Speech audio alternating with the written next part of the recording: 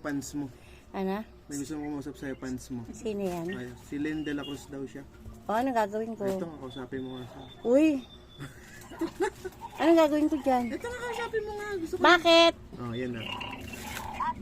Ah, Ate, pwede ko tumulong pa muna. Nagtinda kasi ko ako ate. Paano ko na lang? Bigay ko na lang sa umaga. magkano yan?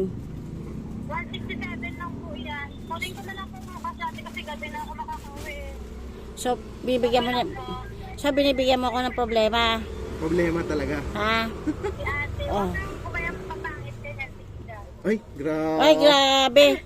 Pero yung nagdala, pangit ba? Siyempre, pangit talaga. Teka lang. Nangagaw ka na naman eh. Hindi naman sa'yo to. O, bakit may dinadala sa akin? Charot lang. Ah, bakit mo sa akin dinadala? Problema nga eh. Ha? Problema. Andito ka na naman lang. Ano, bakit wala akong order? Pumupunta ka dito. Para makita kung sikat ka pa ba o hindi na.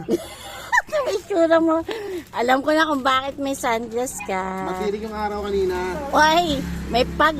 Parang matirik ang araw. Pag, walang pag ah. Ano yan? Makakambun na. O, alsin mo. Hapon Alsin mo kasi. yung salamin mo. Oh, wala oh. Ah, may sulas! May sulas! Uy, meron akong tinitinda Wala dyan. na. May tinitinda akong ano dyan ha. Pang ano sa mata, gusto mo? Ah, sige na, naipagdaldalan lang to Uy, sa akin. gusto mo ba? May pang ano ko sa mata? Ah, Uy, Ano ba? may pang ano ko sa mata? Wala na, tapos na ako. 5 piso lang. Grabe ka, mura naman. Oo. Eh, tapos na ako eh. Sige na, papatayin niyo na. Ang dadlal ng kausap ko eh. Uy, 5 piso lang. Ano ba? Oo, magaling sa mata yun. Tapos na nga ako. Matatanggal din pati mata mo. Roll on. Parang gusto mo na akong di mapag-deliver ah. Grabe ka sa akin.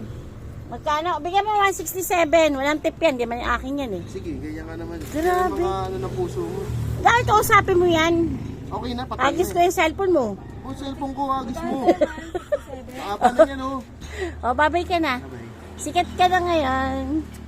Iced. Ito yung lagi nagdi-deliver kahit wala akong deliver. Bibili oh.